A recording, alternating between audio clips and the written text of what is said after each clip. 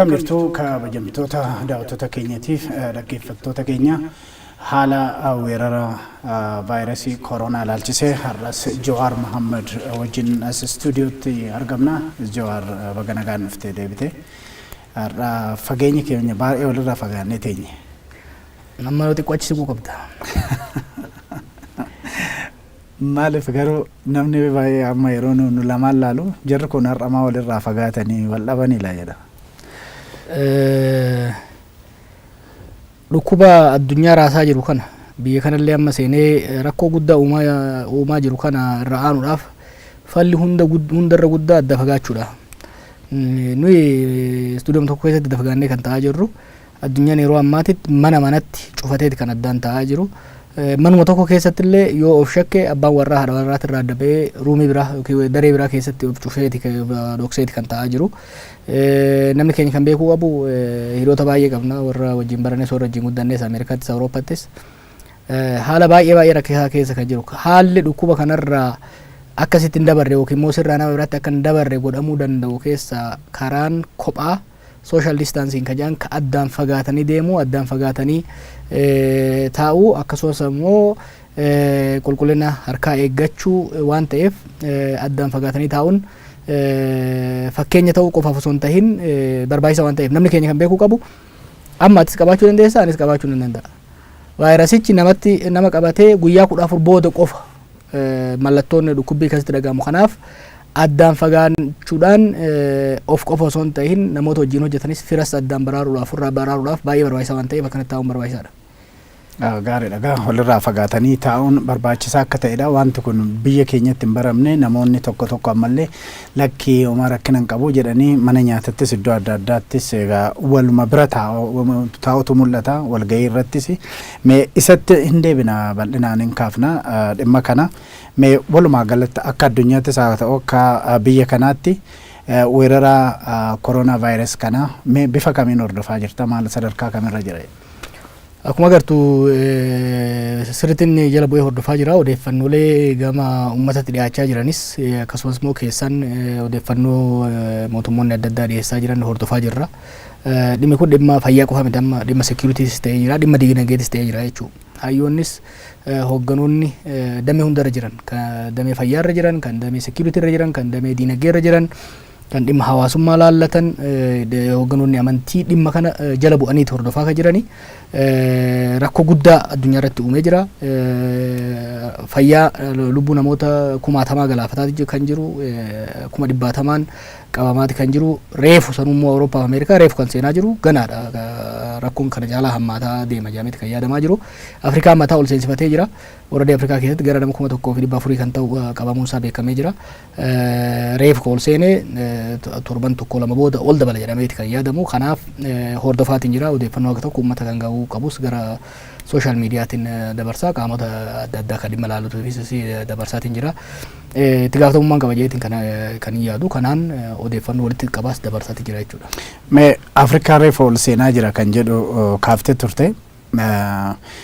Graafiin tokko yookiin chaartiin tokko kan agarsiisanii Afrikaan akkuma jette reefu waan ol seenaa jiru fakkaata. Garuu akkaataan ittiin saffisaan inni itti deemu kuni biyya gurguddatan kan akka Awurooppaatii fi Ameerikaa, Kaanaadaa kana wajjin yeroo walitti qabdee ilaaltu sodaan ati qabdu maal fakkaata? Asxini hammaata. Warri Awurooppaa gaafa dura Chaayinaatti uumamu dura Chaayinaan dogongora hojjette amma tokko indoostee turte. Booda erga dhaga'anii booda warri Faranjii warri Awurooppaas akka waan isaan biraan dhufneetti qoosaa turan jechuudha. Warra Xaaliyaan fakkeenyaaf hogganoonni isaa Xaaliyaan gariin yeroo namni waliin argin namni waliin hin nyaatin namni walitti hin dhufin jedhamee duulli godhamu qoosuudhaaf jecha akkeessuudhaaf jecha waayinii qabatanii gadi ba'anii footoo ka'aa turanii dhungachaa wal dhungachaa wal maal gochaa deddeemaa turan. They paid a heavy price. Akkuma agartutti nama 5,000 oltu gammaa jala du'ee jira. Awwaalachuu hin dandeenye nama lubbuu baraarsuu dhiisee awwaalachuu hin dandeenye. Xaaliyaan, Speen sadarkaatiin hogganoonni immoo hogganoonni biyyoota dhihaa saffisaan tarkaanfii fudhachuu dhabuurraa biyya isaanii qofa osoo hin ta'in mataa ofiitiif gaagama guddaa irra ga'anii jiru.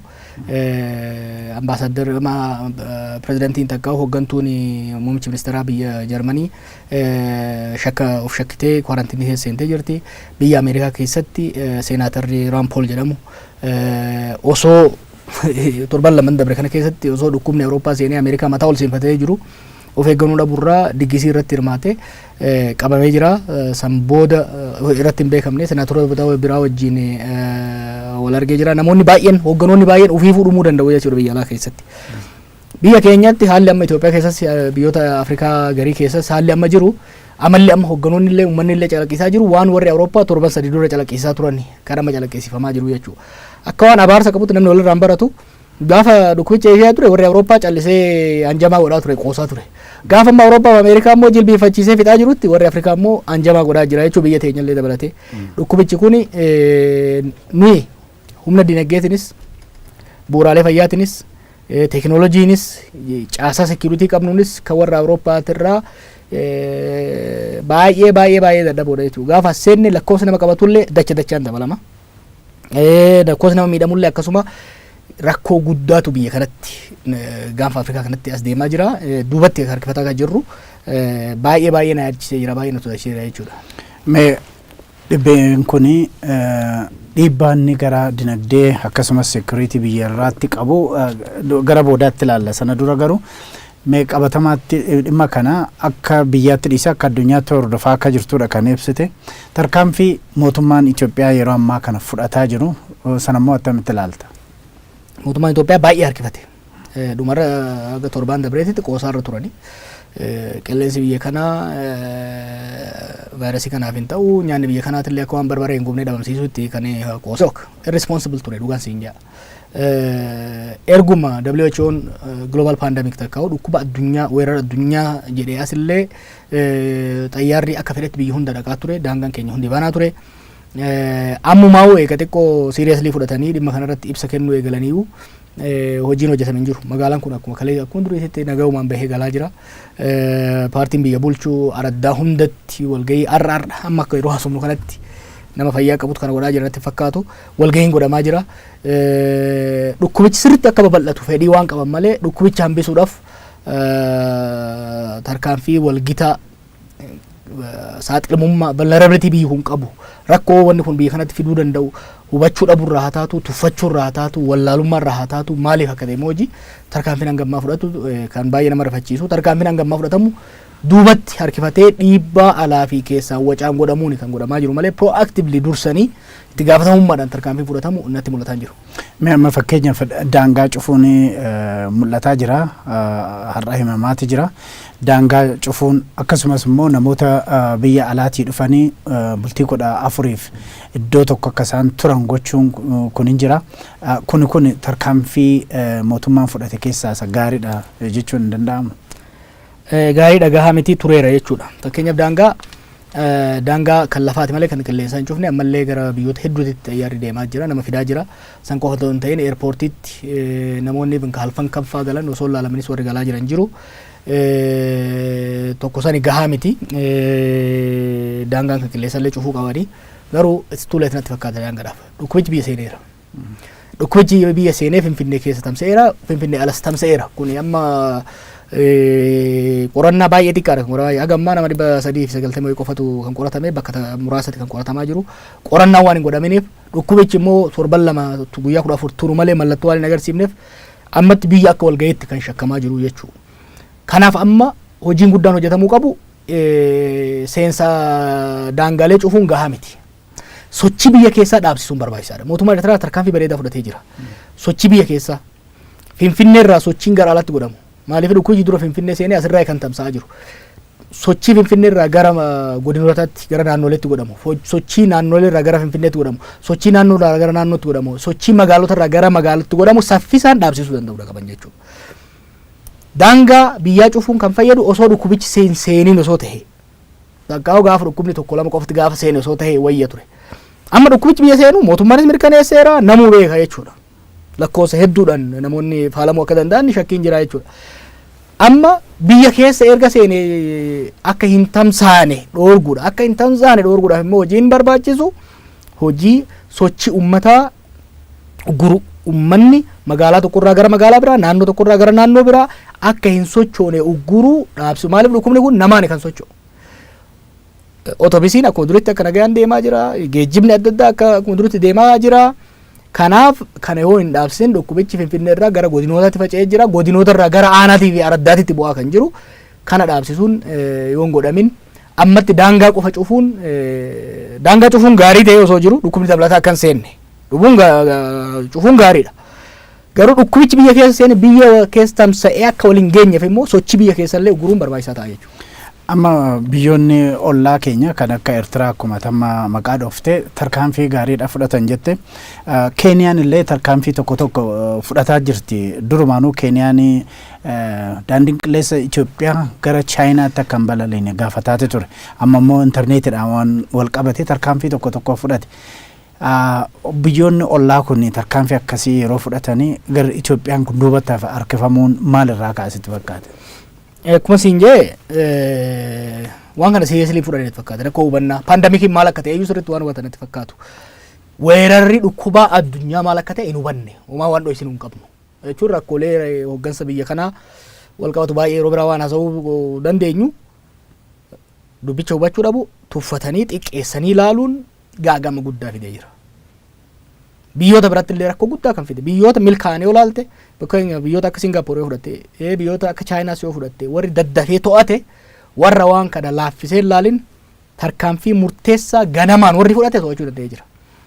Warri dhukkuba kana balaa wanni kun geessisu tuffatee ilaale daddafee tarkaanfii fudhatiin gaagama guddaa keessa jira jechuudha. Warri Ameerikaa, warri Awurooppaa keessatti amma biyyoonni tokko daddafanii tarkaanfii fudhatan lakkoofsa xiqqaadha. Biyyoonni daddafanii tarkaanfii fudhatan immoo rakkoo keessa seenanii jiran jechuudha. Afrikaa keessatti Ruwaandaadha tarkaanfii saffisaa akka fudhatte daangaa hunda cuftee walgahii hunda uggurtee magaalaa tokkorraa gara magaalaa biraa akka hin sochoone gootee namni mana isaatii akka hin baane tarkaanfii sadarkaa hooggansaatti fudhachuudhaan haga tokko gaafa namni duraa mul'ate tarkaanfii kana kan fudhatanii jechuudha. Keeniyaanis jidduudhaan yaalanii jiranii garuu Keeniyaa keessas babal'atee jira. Keenya warra dhumarratti tarkaanfii fudhate keessaa amma namni keenya sirriitti beekuu danda'u qaba. Dhukkubichi biyya keessa babal'atee jira. This need to be accepted. Biyya keessa babal'atee jira. Amma babal'ina isaa hir'isuudhaaf biyyattii akka waliin hin geenye boodarraa akkuma jettetti naasufne rakkoo diinagdee rakkoo hawaasummaa inni fiduudhaaf taa'u nama baraaru namni baay'een qabameera akka qabame kun nama biraa akka hin qabsiifne sochii uummataa ugguruu irratti fuulleffatamuudha qaba.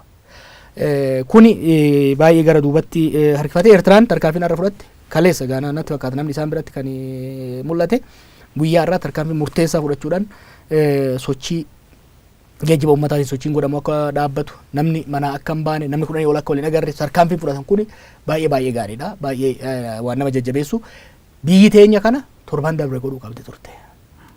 Ammallee wanni irra godhanis gahaa miti. Waa'ee amma kwaarantiin namoota biyya alaatii dhufan itti godhan yeroo tokko waanuma isaan yaadanillee sii galuu hin danda'u. Xayyaaraan dhaabsisanii namni akka dhufu jedhanii namni waggaa dhufe $1,750 kafalee skylight haa taa'u jedhan. I am dead serious. Waan kan waggaa murteessan ogeeyyii fayyaallee waan mari'achiisan natti fakkaatu. Namni dilli kuni hoteela tokko keessatti yoo taa'e namni osoo hin qabamin dhufellee hoteela sanitti dhukkuba qabachuu danda'a jechuudha. Lammaffaa namni Itoophiyaadhaa biyya alaa barataan maal deemee dhufu maallaqa ammasii kafalee hoteela kana keessa taa'uu hin danda'u waan laalame natti fakkaatu. San qofa miti. Torban har'aatiif torban lamaan har'aa akka projekshinii ogeeyyota fayyaatiif warra seekiriitii irraa akka argetti April walakkaa jechuun torban lamaan torban sadeen har'aati irratti lakkoofsi namoota qabamanii baay'ee dabala biyya kana keessatti kumaatamootatti ol bayaa jechuudha. Gaafasitti caasaan mootummaa qaamni mootummaa caasaan fayyaa pireesharii guddaa jala seena. Yeroo pireesharii guddaa jala seenutti wanni amma odeeffamu kunilleen gahaa miti jechuudha. Kanaaf waliigalatti qophiin gama mootummaa biyya kanaatiin godhamaa jiru kan baay'ee nama yaaddachiisu. Meegaa hoteela Skylight maddiitti hoteela Giyoonittis fayyadamuu hin oolu kan jedhutu jira. Ana waan naan galle tokkotu jira. Uummanni biyya kanaas haa ta'u mootummaan biyya kanaa dhibeenumti wayituu dhibeenuma cimaan tokko akka waan uumamnetti waan tundaatu dubbatteerta akkuma waan normaal ta'e tokkotti socho'aatu jiru. Social distance aniifatama mana walirraa fagaanne hooggantoonni mootummaa kan ministeera fayyaallee yeroo isaan wal maddii ta'anii mul'atantu social media irratti deema. Maal inni rakkinni isaa dhibeen kun dhibee cimaa ta'uu ummata hubachiisuu irratti rakkinni jiru maalin karaa mootummaatiin immoo gara ummataatiin ummanni biyya hundaatu amali isaa tokkuma jireenya isaatirraa jireenya idilee isaatirraa jijjiiramuun barbaadu people don't like change jijjiiramni amma gaafachaa jirru immoo jijjiirama guddaadha nama mana isaa keessaa akka hin sochoone mana isaa keessaa akka hin sochoone magaalaa tokko akka biraatiin kan deemne jechuun laafaa miti kabiraa immoo wanni kunoo jedhan haka kunoo taatutti ibiddi achi boba'u tokko beeyta ibiddi tokko yoo gaba achi boba'aa jiraate siifi faa beeyta ifaa ta'uu danda'a bareeduu danda'a fakkeenyaaf gaafa ijoollee agartee jiraatte qarreera dhaabannee bosona gamasii gubatu agarra bosona gamasii gubatu sana hoggaa agartu waan xaaxaa jiru san waan inumaa entertainmentii faa ta'uu danda'a haga utaalee dhufee sirra bu'uutetti warri Awurooppaas waggaa Chaayinaan gubattu ibidda fagoo san jedhanii ilaalaa kan turan warri keenyas waggaa Awurooppaaf Ameerikaan gubattu ibidda fagoo san jedhanii ilaalaa waan turaniif hedduun damma'ine ummanni calaqqee hooggansaati ummanni biyya tokko calaqqee hooggansa isaati hooggansi dhukkuba kana rakkoo biyya tokkotti dhufaa jiru tokko yoo mootummaan seriously fudhate akeekkachiisa ciccimaa tarkaanfii ciccimaa murtii murteessu san ofirratti illee hojiitti hiike warra hojiitti hiikuudha didemmoo tarkaanfii dhiibbaa adabbii irratti fudhatu gaafa fudhate cal godha ummata xaaliyaanii manatti deebisuu jechuun bara waan laafaa miti ummata Ameerikaa ummata Kaanadaa nu keessatti guddanne san manatti deebisuu jechuun waan laafaa miti garuu mootummaan tokkoffaa ofiifillee serious ta'anii mul'atanii irra deddeebi'anii cimsanii ummatatti himanii lammaffaa warra diigee deemu irratti immoo tarkaanfii fudhachuu eegalan jechuudha. Kanaaf ummanni homaan balleessine ummaticha karaa qabsiisuu irratti ummaticha rakkoo balaa dhukkubni kun qabatee dhufaa jiru ummanni kun akka fudhatu akka hubatu gochuu irratti hojiin gara mootummaatiin hojjetame gahaa miti. Inumaa waan faallessu fakkeenyaaf ministeerri fayyaa meetira 5 addaan fagaadhaa harka waliin qabatinaa maal jedhanii ergaa hin dabarsanii ofii garuu wal hammatanii wal bira ta'anii akka gartaate jalattiin tun hin qoosti maali dhukkubni isaan hin qabne akkamitti na qabaa sarkaa ja'utti deemama jechuudha san qofaa miti paartiin biyya bulchaa jirtu gara nama 150 guyyaa irraa kana araddaa hundarraa nama 17 walitti qabanii aanaatti gara nama 11 walitti qabanitti galma xixiqqaati beeksisan keessa nama walitti qabanii jiran jechuudha. Paartiin biyya bulchu tokko hoggansi biyya bulchu tokko waan akkasii yoo hojjetaa jiraatu taate ummanni maaliif tarkaanfii biraa fudhata fakkeenyaaf ati jiraata haramaa yoo kataatu taate ollama sanitti araddaa san keessatti galma bulchiinsaa keessatti paartiin biyya bulchaa jiru walgahii ajaa'ibaa godhataa yoo jiraata taate siin dukana keessaa hin bayini ollaa kee hin dhaqini of eeggadhu jettee namni si dhaga'u jira hin jiru. Kanaaf hoggansi mootummaa muummicha ministeeraatirraa kaasee dhibee kana akka malee laaffisaniiti kan laalanii rakkoo as deemaa jiru kana baay'ee laaffisanii waan deemaniif ummanni immoo isaan laaffisanii san deemuu san waan argeef daranuu immoo laaffisee zanaa jedhee jiraataa akka jiru kan hin argaa jiru. Ajaa'iba amma mootummaan Kaanadaa atileetonni isaa gara Tookiyootti akka deemanii olompikii irratti hin hirmaanne dhorkaate jira. Fayyaa atileetota kootii kan naa caalu hin jiru kan jedhu mootummaan Kaanadaa kan fudhate. Meegaa gara biraatti hadarfinu Jawaar. Atileetota irratti waa dabalee deema. Beeyta yeroo tokko warri biyya hogganu dongora hojjeteet lammiileen nagayaa hoggaa irra gamnooman agarta. Atileetonni Itoophiyaa walitti qabamanii hoteelatti haaseenanii jedhet koreen olompikii Itoophiyaa murteesse. Daraartuu uummanni biyya kanaa galateeffachuu qaba. Biyyi tuni wanni gaariin addunyaan ittiin beekamtu atileetota. Atileetota qaban san ficcisiisuudhaaf hoteelatti hagalan jedhanii murteessan. Namoonni gurguddaan akka abbaa dulaa keessa jiru. Incredible namoonni akka Hayilee Gabrasillaasee keessa kan jiran atileetota hoteela haaseenanii jedhanii murteessan. By the way namni biyya kanaa hoggansi biyya kanaa hubataan jiru malee olompikiin hin jiraatu barana. Wanni ji'a jahan dhiisi waggaa tokkoof addunyaa irratti karoorfamee taa'ee hin godhamu bar. Wanni kuni addunyaa reset godhee jira. Reset bilbila reset waggaa gootu reset godhaa jira ziirootti deebisaa jira waan baay'ee. Daraartuun kaleessa itti hammaannaan televiizyinatti baatee ejjannoo isiin fudhatteeni. Ejjannoo isiin fudhatte garuu odoo oleen buliin addunyaa mirkaneessiteef. Warri Kaanadaa hin dhayinuu jedhan. Warri Awustiraaliyaa hin dhayinuu jedhan. Koreen olompikii har'aa boru keessaa hin beeksisa olompikiin akka haqamuuf deemu. People need to be serious. Dhukkubni kuni rakkoo guddaa addunyaa irratti fidaa jira. Addunyaa humnaan nu caaltu. Caasaan nu caaltu, diinagdeen nu caaltu, teknooloojiin nu caaltu. Biyya hiyyeetti caasaan mootummaa ishii laafaa, caasaan diinagdee ishii laafaa. tana saaxilaati kan jiranii. Kanaaf daraartuu hiree kanaan galateeffachuun barbaade. Maaliif atileetota biyya keenya du'aa fi dhumaatirraa waan baraarteef. Gaariidha. Mee gara biraatti darbina. Mee dhibeedhum kanaan wal qabate dinagdee irratti dinagdee addunyaa akkasumas dinagdee biyya kanaa irratti dhiibbaan inni qabu maal jettee ilaaltate? Dinagdee addunyaa warreen laamsheseera. Daldalli baay'een cufamee jira. Daldalli biyya keessas daldalli biyya alas cufamee jira. Biyya keenya irratti diiteel isaa hayyoonni dinagdee waan isin ibsan ta'a. Waan hubadhuurraa waa lama irratti dinagdee biyya kanaa miidha. Tokkoffaa akka amma qoosanii miti torban irraa yeroo akkanatti biyyi kun cufaadha. Kana shakkii namni shakkii godhuun qabu. Torban irraa torban lamaan irraa biyyi tun hin cufamti jechuudha. Kana jechuun sochiin dinagdee biyya keessaa ni laaffata. Already eegalee jira.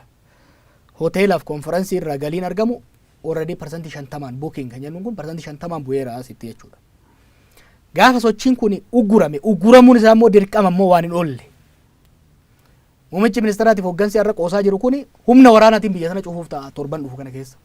Wacha. Gaafa cufan sochiin daldalaa magaalaa gara magaalaa hin laaffata. Sochiin qonnaa hin laaffata. Kanaaf domestic production, domestic trade daldalli biyya keessaatii fi oomishni biyya keessaa hin laaffata. Already baay'ee mul'ataa jira. Fakkeenyaaf biyyi kun tokko ka ergitu daraaraadha takkaa'u abaaboodha. Abaaboo kan nurraa bitu irra caala warra Awurooppaati. Kaasii bitamellee namni abaaboo fayyadamaa waan hin jirreef warri Hoolaandaa akka jiruun garagalchaniiru. Siifin erga garagalchanii gadi naqanii jiran abaaboo. Abaaboon amma asirraa deemaa hin jiru.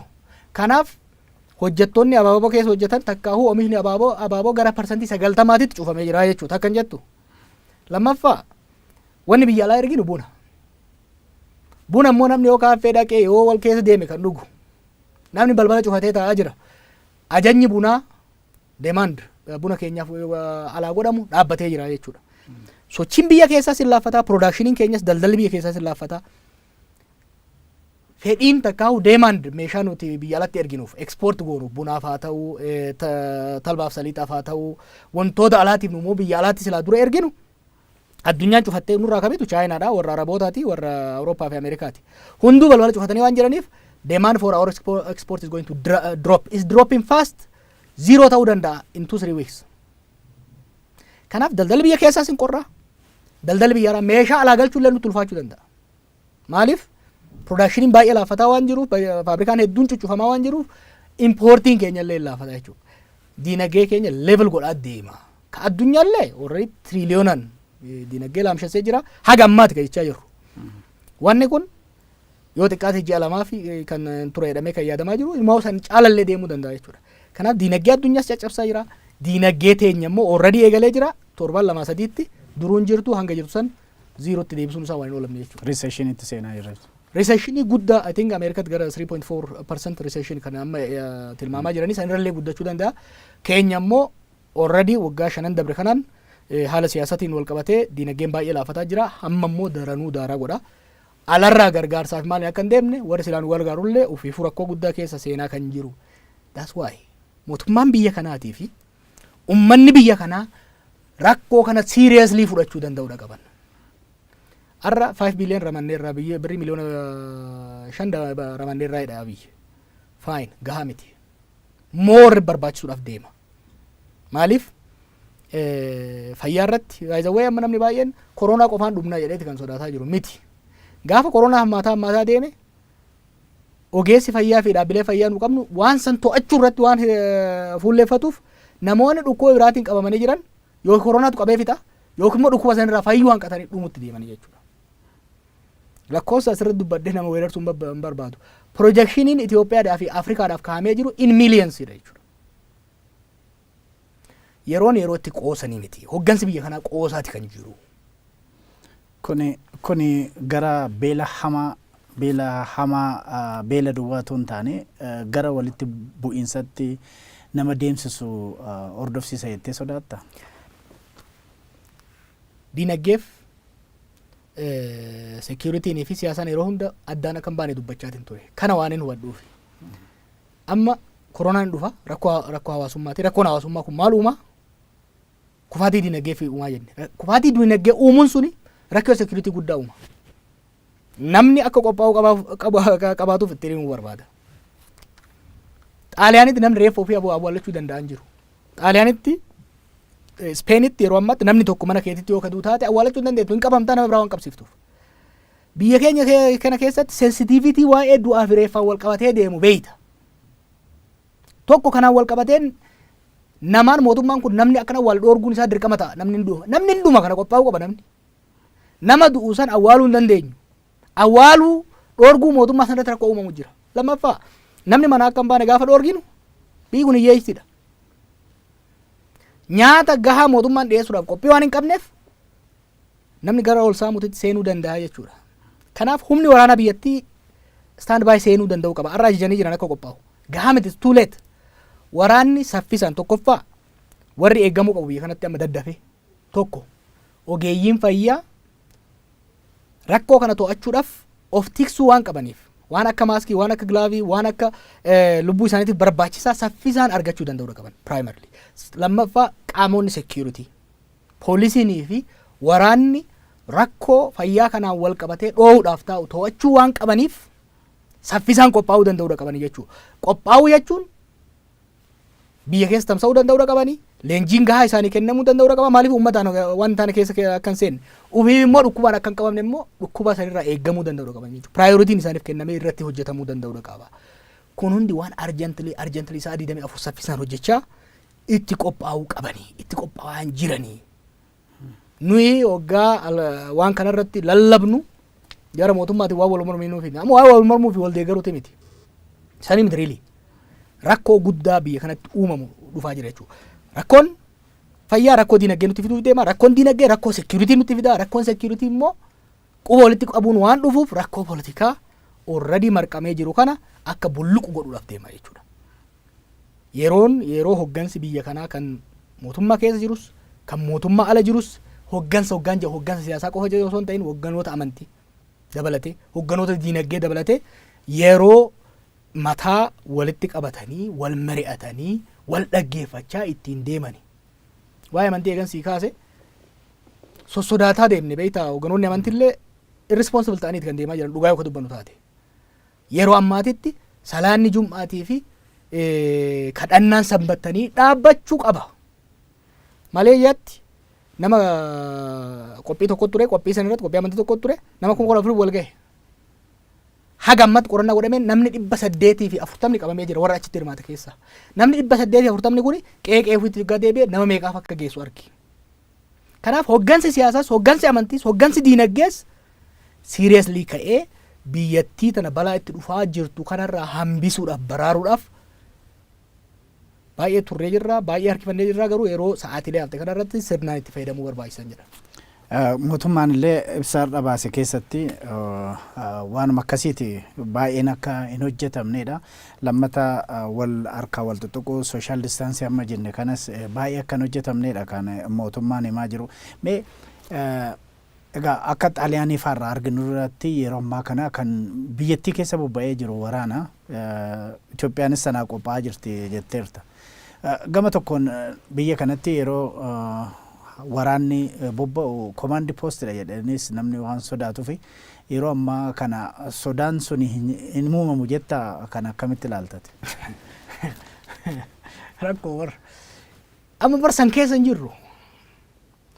Amma ta mirga namummaa kan maalii san keessa hin jirru. Amma lubbuu ummataa, lubbuu namoota, lubbuu biyyaa baraarsuudha gaafata.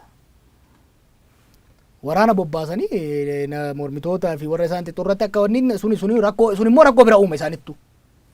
Ammatti uummanni of qopheessuu qaba. Waraanni hin bobbaa biyya kanatti. Waraanni bobba'uu baannan social distancing jedha kanallee hojiitti hiikuu hin danda'an. Haalli jireenya sin ayyamu odeeffannoonis gahaa wal gahaa miti waraana bobbaasuun dirqama ta'a. Arjantilii Finfinneedha namni bahee akka hin seenne dhoorgu. Magaalota jidduutti namni akka wal keessa hin deemne dhoorgu qaba mootummaan. Kana immoo humna waraanaatiin enforce godhuu qaba. Humna waraanaatiin enforce hoggaa godhu garuu murtii nama tokkootiif garee tokkootti qofaan ta'uu hin qabu. Hubannaan gahaan hoggansa waraanaati irratti illee, hoggansa sibiiliti irratti illee, hogganoota hawaasaa, hogganoota amantiiti irratti illee, hogganoota paartii jidduutti illee wal hubannaa uumuu danda'uu qaban.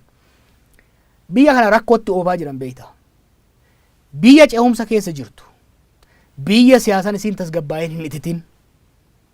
dhukkubni kun yeroo itti dhufetti wal hubannaadhaan deemu wanni ati jette kun rakkoo uumuu danda'a boru maaliif waraana bobbaasanii akka amma godhaa jiran kanatti kaadireen namarratti yoo kaa'ee jirtu sun rakkoodha. Waraanni kun uummata waggaa to'atu. Lubbuurraa nama uummata baraarsuudhaaf lubbuu baasuu hin qabu. Akkaataa osoo lubbuu hin baasne minimaayiz godhee ofis eeguu qaban siin jee bara nama. Waraanni kun of eeguu qaba ofiifu. Vaayirasichi amma waraanatu keessa seenuun oolu. Remember loltuun Ameerikaa tokko as ture ji'a tokko dura asitti qabamee biyya alaa ka deemi. Likely waraana keessas tamsa'uun oolu. Jeneraal Adamuwaan kana dubbachaa ture deengatte. Likely waraana keessas tamsa'uun oolu. Waraanni kun isarraayis akka ittiin walitti hin dabarre, uummatarraayis akka ittiin dabarre, uummatattis akka hin dabarsine of eegaa.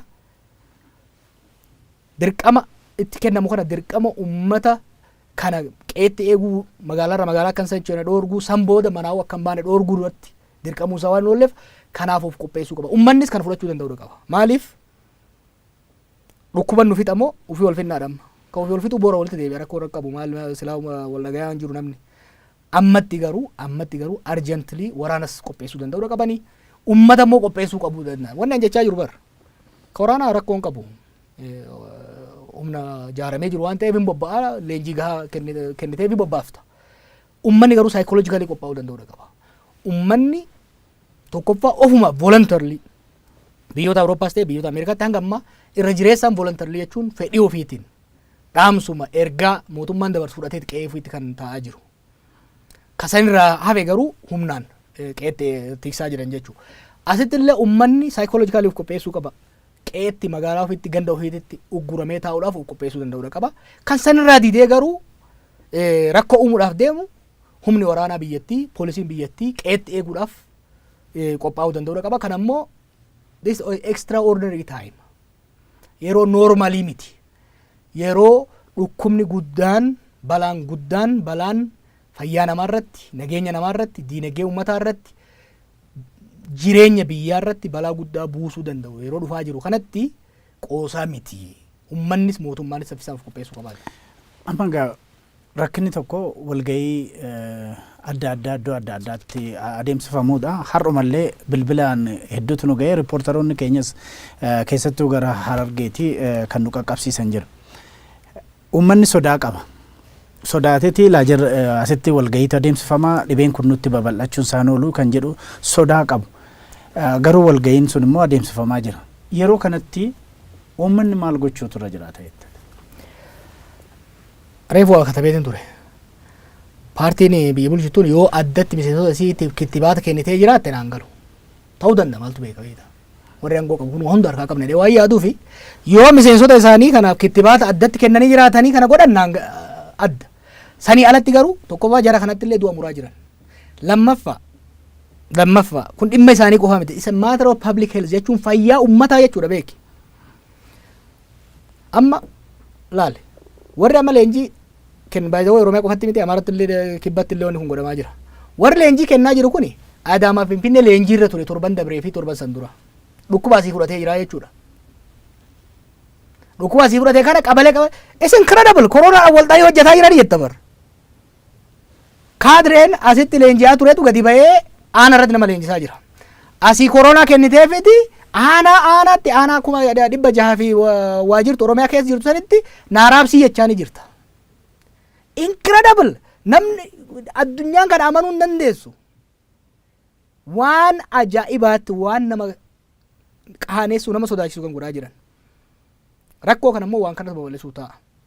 Gorsi an qabu amma warri kaadiree isaanii keessa naqunnamanii dhaga'i kaadiree lubbuu keetii yoo naate hawaasa keetii uummata keetii yoo naate hin dhaqii wal ga'ii aangoon borutti dhufti jireenyi borutti dhufti maaliif durgoon sitti haftu aangoon sitti haftu lubbuun jiraadhu uummata jiraachisin jedhan maaliif kuni ta'aa jiru is incredible yeroo ammaatitti amma namni wal ga'uun qabu mana barnoota yeroo mana barnootaa cufnee ijoollee gara qe'eetti galchinetti wal ga'ii yaamuu jechuun maal jechuudha. Kan hoggaa jennu dhaabu mormituu keessa waan jiruuf isa nu wal ga'aa waan jiruuf waan hinaaftuuf haga feete yoo bolola aangoo qabaatte mormituun kee yookiin immoo namni faallaa kee jiru yeroo dhukkubatti ol saaxilu hin gammaddu dhugaan siin jaa. Wanni amma isaan godhaa jiran kuni biyya kana gaagama keessa godhaa jira. Kanaaf warri hogganoota isaaniitis rabbii jedha. Waan biraa yoo sodaattan sodaa yoo dhabdan rabbii jedhaati biyya kanaaf uummata kana hin gaaga'ina dhaabaan jedhaan.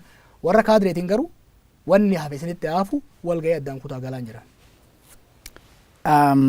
Mee qabxii dhumaatti otoo hin darbin dura Jawaarri waa'ee walga'ii kanaas waa'ee dabballees kan inni dubbatu deebi'ee immoo yeroo ammaa kana waa'ee koronaa vaayirus baay'inaan jala bu'ee kan inni maxxansaas hordofaa jiru. Gara siyaasatiin uummanni waan paartii isaa wajjin inni san fudhanneef garanatti fuula deeffatee siin jedhu. Torban sadii booda na gaafatu kana. Torban sadii booda maaliif akka mallatteessa waan kanarratti xiyyeeffadhe duraanuun xiyyeeffanne waan kana. Eegan dubbisuu eegale. Akkas hin jedhan biyya faranjiitti guddadhe daa'imman waan dhaqee. Faranjii hagana sodaatte umrii kiyyatti argee hin beeku. Shororkeessitoota illee hagana sodaatanii hin beekanii. Kuni biyyoota niikularii yoo dho'ee akkamitti irraa hafne jedhee of qopheessee taa'aa jirudha. Niikularii hammana sodaatanii hin beekan jarri kun. Wannummaan faranjii hagana sodaachisee fi birbanyeessee fi laaffisee fi manatti ishii galchee maali jedheetiin hoggaan hordofu rakkoo waan kanaa baay'ee hamaa waan ta'eef. Torban sadii booda namni hubataa deema maaliif ana qofaan itti baay'ee ogeeyyiin fayyaa biyya kanaa hundi sodaa guddaa keessa haga danda'anitti lallabaa iyyachaati kan jiran. Lammiileen gayya biyya alaa jiran haga danda'anitti firoota isaaniitti bilbilanii iyyachaa waachaa kan jiran. Kuni waan laafaa miti wanni akkanaa addunyaa irratti ka ta'ee beeku bara 1918 waggaa 102 dura. Ka ammaa kun immoo harka dachaan san caaluu heda. Biyya hiyyeetti akka keenyatitti. Ka miskiinni miliyeenota wal keessa mana tokko keessa nama dayane rabbi jedhi. Mana tokko keessa bar mana xiqqoo takka keessa nama 15 galaa jira namni. Namni rakkoo diinagdee hamaa keessa haala jireenya hamaa keessa uummata jiru kanaaf iyyinee waywaannee mootummaa kanarrattis addunyaa irrattis hanga tokko dhiibbaa goonee yoo xiqqoo baraarsine malee paartii keessas kan seenu uummatuma kana hoogganuu fi uummanni kun yoo lubbuun hin jiraatin uummanni kun gaagama guddaa keessa yoo kan seenu taate by the way warra paartii biyya bulchu qofaa miti. Even gama mormitootaatiin hamma silaa eeggamutti dammaqiinsi dhagayamaa hin jiru mul'achaa hin jiru. Rakkoo baargamaa godhanii ilaalaa kan jiranii. Kanaaf I think hamma barbaachisu iyyaatu hin jiru. Hamma barbaachisu iyyuu qabnu daran iyyuu qabna jechuun jeeyyaa. Mee gara dhumaa irratti egaa kan hundumaa atamma dhibeen kuni hamaa ta'eera baay'ee babal'ataati jira. Haala babal'ina dhibee kanaatii fi odeeffannoon uummanni keenya argataa jiru wal madaaluullee yoo baate gahaadha jettaa. Odeeffannoon gahaan deemaa jiru tokkoffaa dhukkubni kun akkuma fagoo ta'eetitti kan haasayamaa jiru. Dhukkubni kun biyya kana keessa tamsa'ee jira. Kana amananii itti himuu qaban uummatatti. Yeroo ammaatitti uummata kana akka inni sodaatu, akka inni rifatu, akka inni of eegu godhuudha malee homaa rakkoon hin jiru rifatiin lakki akkasitti kun hin baasu nama. Uummataaf odeeffannoon gahaan kennamaa hin jiru. Isaan irraan immoo burraayyuurraa siin hanga Wallaggaatti sabbatarraa siin hanga Walisootitti intarneetiin cufaadha. Biyyoonni biraa intarneetii bilisa yeroo godhaa jiran kanatti even Keeniyaan 4G gadhiifteerra. Yeroo godhaa jiran kanatti intarneetii uummata irratti cufanii qoosaa biraa keessa jiran jechuudha. Dayyane rabbi yoo baasee malee biyya tana akka mootummaa kanaati biyya kanaa dhumattee jirti. Akka hoggansa biyya kanaati biyya tanaa dhumataa jirti. Odeeffannoon gahaan kennamaa hin jiru. Odeeffannoon dhugaa uummatatti himamaa hin jiru. Seenaarraa kan barannu paandamiksii 1918 yoo fudhanne ati magaalaa Filadelfiyaa natti fakkaate.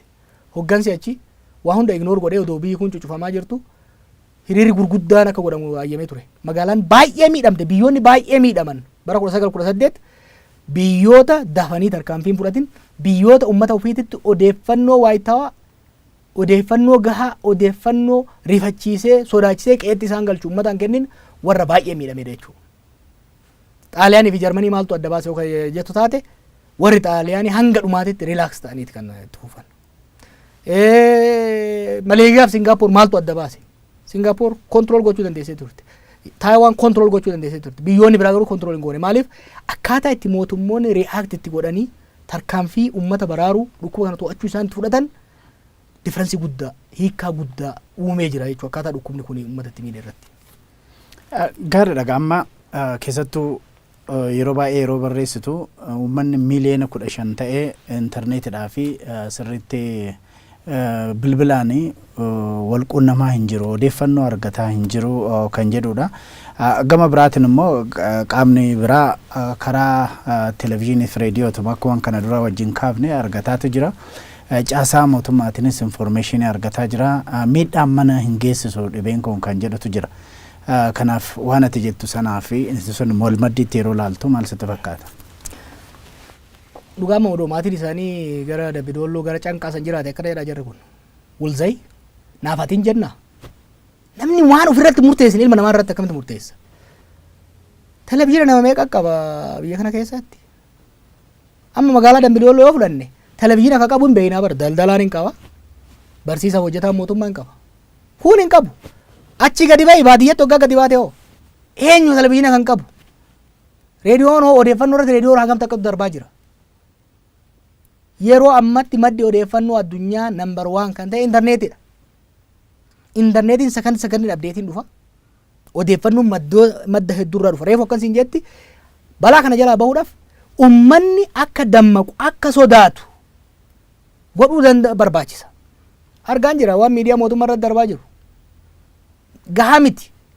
Sanii miti. Even OMN irratti baay'ee hojjechaa jirtan. Gahaa miti Oromiyaa dammaqsuudhaaf. Gahaa miti OMN irratti darbaa jiru.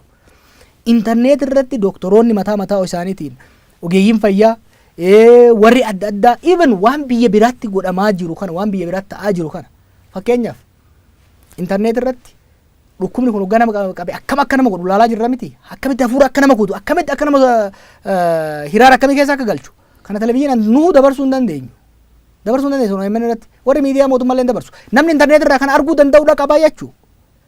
Internet is essential. Yeroo internet itti uguran osoo hin tahin yeroo saffisatti dabalan yeroo gatii irraa murani. Ameerikaattis, Kanaadaattis, Awurooppaattis, Saawuz Afrikaattis, Afrikaa kana keessattis, Ruwaandaattis bakka hundatti maal akka godhaa jiran beektaa? Hanga wanni kun dabruutitti namni yoo kafaluu kan dadhabu taate iyyuu tajaajila interneetiif bilbila akka irraa muramne kan murtiin murtaa'ee jira jechuudha. Kuni this is a very serious matter. Maal akka hojjetamaa jiru beektaa amma? Yoo tarii kun dhukkubni kun baay'ate warruma IT keessa jiru kanaa kan miidhu taate interneetiin lafarraa kun yoo adda citu taate akkam goone jechuudhaan saatalaayitiidhaan interneetii kennuudhaaf qophaa'aa jirti addunyaan. It is that essential. Dhukkuba kana to'achuun odeeffannoo waayitawaa saffisaan dhaqqabsiisuu irratti hundaa'a. Kanaaf ani jibba akkamii uummata kanarraa akka qabantu nagalaa jibba moo doofummaadha moo I don't know what it is. Itti qaanaa jirra akka lammii takka biyya takka saba tokko irraa dhufne itti qaanaa jirra. It is shameful. It is sad. Kanaaf kanarratti baay'ee waan nama ajaa'ibsiisu. Gama tokkoon OMN kaaftee yoo xiqqaate afaan 14 yeroo ammaa kanatti hubannoo akka sabaaf sablammoonni argatan godhaa jirra. Yoollee sadarkaa barbaachisuun gahuu baannee miidiyaalee biyya kana keessa jiranii hundumaa dursaa waan gaarii hojjetaa jirtan gahaa miti isinillee ittiin hin boonina. Afaan biyya kanaa hundaan sakandii gaggabaabaa sana osoo hin ta'in dhedheeratee odoo dhiyaatee barbaachisa. Miskinni biyya kanaa dhumuuf ta'a barbeeta. Rakkoo guddaa keessa uummanni biyya kanaa seenuuf deema. Kanaaf isinillee dabaltanii irratti hojjechuu namuu odeeffannoo waayitawaa saffisaan afaan hundaan afaan simbiraaf afaan seexanaatiin illee dhiyeessuudha gaafata. Wanni isin hojjechaa jirtan gahaadha.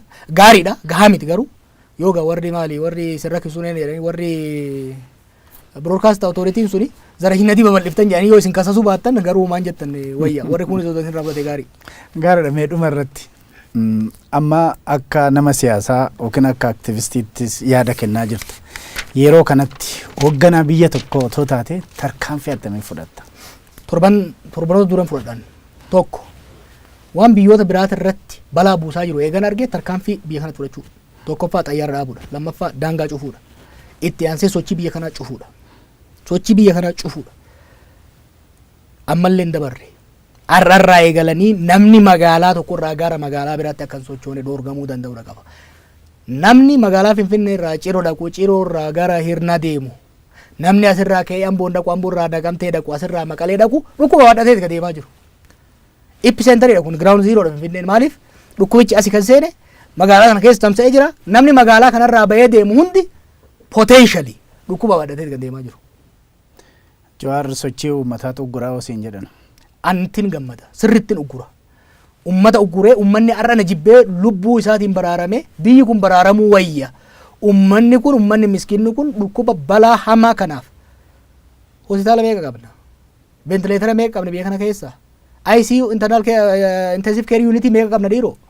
Yoo dubbanne namni rifata. Dhukkubni kun seenee babal'annaan irraa hafuu hin dandeenyu. Kanaaf eeguma seeneewu tarkaanfii ciccimaa tarkaanfii hadhaawaa ummata lolchiisuu danda'u fudhannee ummata kana baraarsuudha malee hoogganuu jechuun beeru ummata gammachiisuu miti. Hoogganuu jechuun ummata sodaachuu miti. Hoogganuu jechuun waan ummataa ta'u ummataa wajji mari'attee ummatatti himte tarkaanfii murteessaa yeroo tokko tarkaanfii hadhaawaa fudhachuun dirqamata. Kuni abbaan fedhe waan fedhe haa jiru. Paandamiksiidha barra ummata dhumuu deema. Dhukkuba ummata xaraguudhaaf deemaa jiru osoo agartuu hoogganaa taatee tarkaanfii hin fudhatin bakka sanirraa kaatee namni irraa akka hoogganuu godhuu danda'uu qabda. Gaariidha gama kiyyaan fixeera na hafee wanti jettoo jiraate itti dabaliiti sagantaa keenya kanumaan goolabna. Ummanni keenya seriously fudhadha. Balaa hamaatu as deemaa jira biyya keessa seenee jira. Biyya kana keessa seenee jira. Biyya kana keessa tamsa'aa jira. Guyyoota itti aanaa fi torbaanan itti dhufan kana keessa balaa hamaatu biyyattiitti uumamuu deema. Ummanni tokkoffaa saayikooloojikaaliif qopheessi.